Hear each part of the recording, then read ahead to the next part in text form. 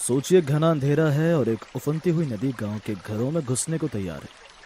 चारों तरफ सिर्फ लोगों के रोने और चिल्लाने की आवाजें गूंज रही हैं। ऐसा लग रहा है मानो आज सुंदरपुर गांव का नक्शे से नाम ही मिट जाएगा।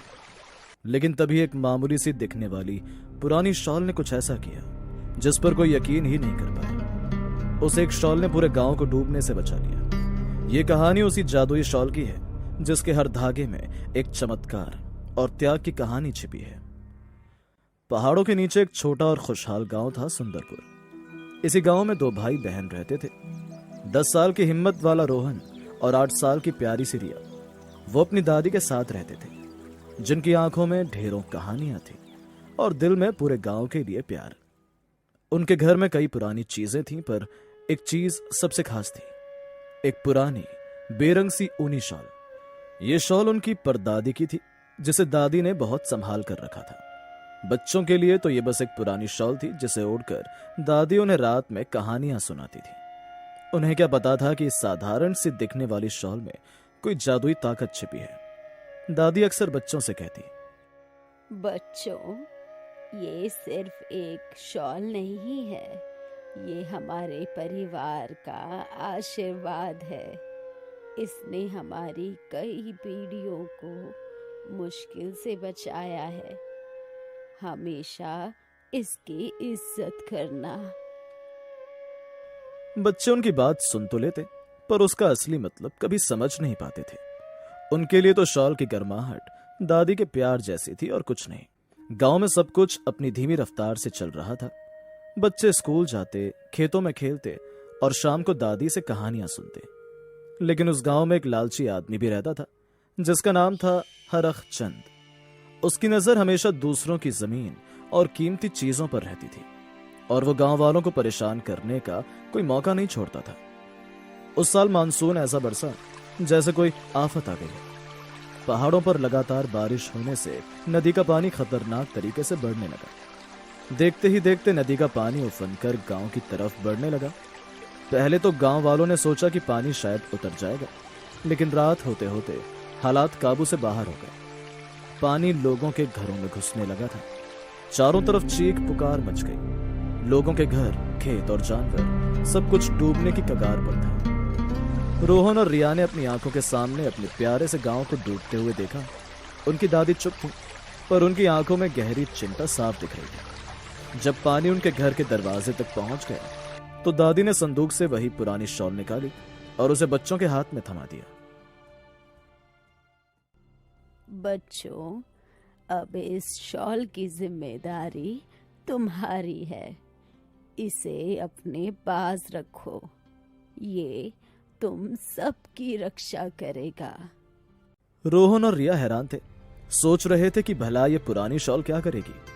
लेकिन उनके पास दादी की बात मानने के अलावा कोई और रास्ता भी तो नहीं था। उन्होंने उस शॉल को कसकर पकड़ लिया, जैसे वही उनकी आखिरी उम्मीद हो। जैसे ही पानी का एक तेज बहाव उनके घर के अंदर आया, रिया डर कर रोने लगी। रोहन ने हिम्मत दिखाकर शॉल को खोला और अपनी बहन को उसमें लपेट दिया। और तभी एक चमत्कार हुआ। जैसे ही शॉल ने रिया को ढका, वो अपने आप फैलने लगी। देखते ही देखते वो एक छोटी सी नाव की तरह बन गई, जो पानी पर तैर रही। उसके अंदर बैठ रोहन और रिया पूरी तरह से सूखे और सुरक्षित थे। उन्होंने अपने आस पड़ोस के कुछ और डरे हुए बच्चों को भी अपनी तरफ बुलाया।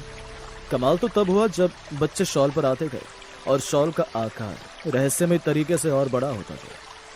कुछ ही देर में उस शॉल ने एक बड़ी नाव का रूप ले लिया था, जिस पर गांव के कई लोग सुरक्षित बैठ गए। शॉल से एक हल्की सी रोशनी और गर्माहट निकल रही थी, जो उस तूफानी अंधेरे में उम्मीद की एक किरण जैसी थी। उस रात उस जादुई शॉल ने पूरे गांव को एक ऊंची और सुरक्षित जगह पर पहुंचा दिया। सुबह तक बाढ़ का पानी तो उतर गया, लेकिन अपने पीछे तबाही का मंजर छोड़ गया था। हर कोई हैरान था और उस शॉल का शुक्रगुजार भी। उन्हें समझ आ गया था कि यह दादी की पुरानी शॉल का ही जादू था, जिसने उन सबकी जान बचाई थी। अब रोहन और रिया गांव के हीरो बन चुके थे और उस शॉल के नए रखवाले भी। लेकिन यह चमत्कार सिर्फ गांव वालों ने ही नहीं देखा था। वो लालची सुदखोर हरख चंद भी अपनी छत से सब देख रहा था, और अब उसकी आंखों में लालच की एक अलग ही चमक थी। उसने ठान लिया कि यह जादुई शॉल उसे किसी भी कीमत पर चाहिए। वो जानता था कि इस शॉल की मदद से वो दुनिया का सबसे अमीर और ताकतवर आदमी बन सकता है। हरकचंद ने बच्चों को फुसलाने की बहुत कोशिश की। उसने उन्हें खिलौने, मिठाइयों और पैसों का लालच दिया। बच्चों, ये पुरानी शॉल मुझे दे दो, मैं तुम्हें शहर में एक बड़ा सा घर दूंगा, तुम्हारे लिए ढेरों खिलौने लाऊंगा। लेकिन रोहन और रिया को अपनी दादी की बात याद थी। वो जानते थे कि यह शॉल सिर्फ एक जादुई चीज नहीं बल्कि एक बहुत बड़ी जिम्मेदारी है।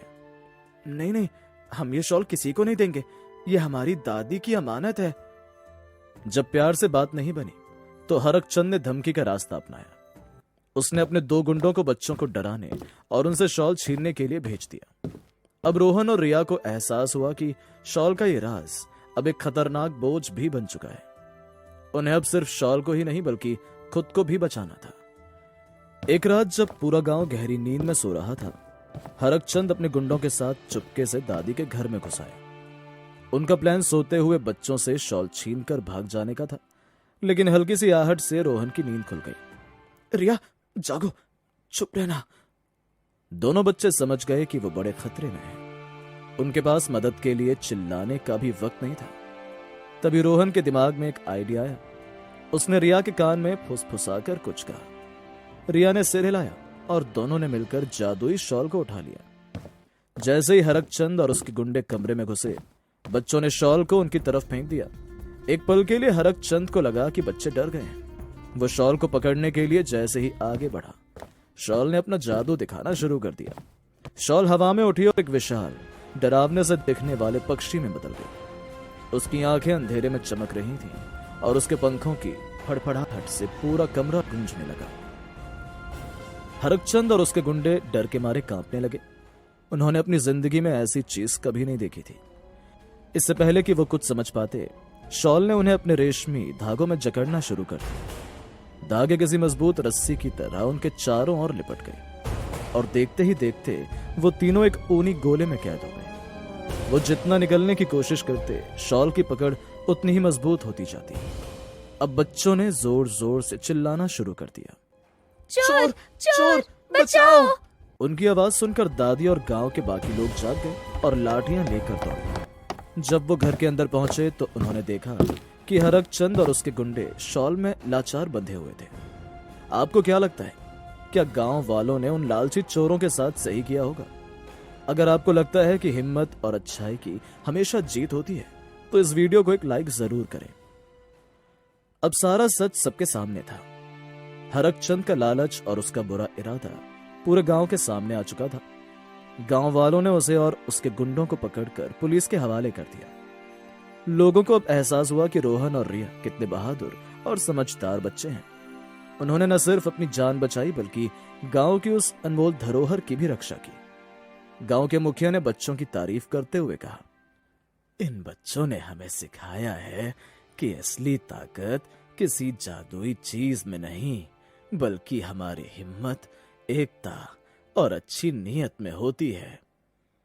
दादी ने अपने पोता पोती को गले से लगा लिया। उनकी आंखों में गर्व के आंसू थे।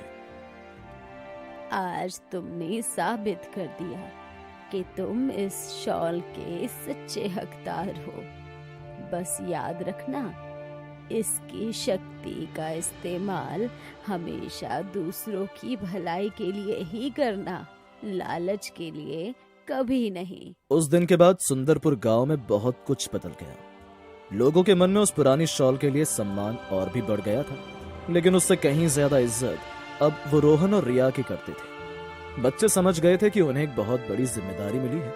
उन्होंने फैसला किया कि वो शॉल के रहस्य को हमेशा सुरक्षित रखेंगे और उसकी शक्तियों का इस्तेमाल केवल तभी करेंगे जब किसी की मदद की जरूरत हो। वो शॉल आज भी उनके घर के उसी संदूक में रखी है, लेकिन अब वो सिर्फ एक कपड़ा नहीं है, वो सुंदरपुर गांव के लिए हिम्मत, उम्मीद और अच्छाई का प्रतीक बन चुकी है। रोहन और रिया ने सीखा कि सबसे बड़ा जादू किसी चमत्कार में नहीं बल्कि परिवार के प्यार, लोगों की एकता और जरूरत के समय एक दूसरे का साथ देने में छिपा है। और यही वो असली शक्ति थी जिसने न सिर्फ उनके गांव को बचाया बल्कि उन्हें जिंदगी का सबसे कीमती सबक भी सिखाया। ये कहानी हमें याद दिलाती है कि हम सभी के अंदर हिम्मत और अच्छाई की एक एकता छिपी होती है। अगर आपको ये कहानी पसंद आई तो हमारे चैनल को सब्सक्राइब करना ना भूलें, ताकि हम आपके लिए ऐसी ही और भी अच्छी कहानियां लाते रहें।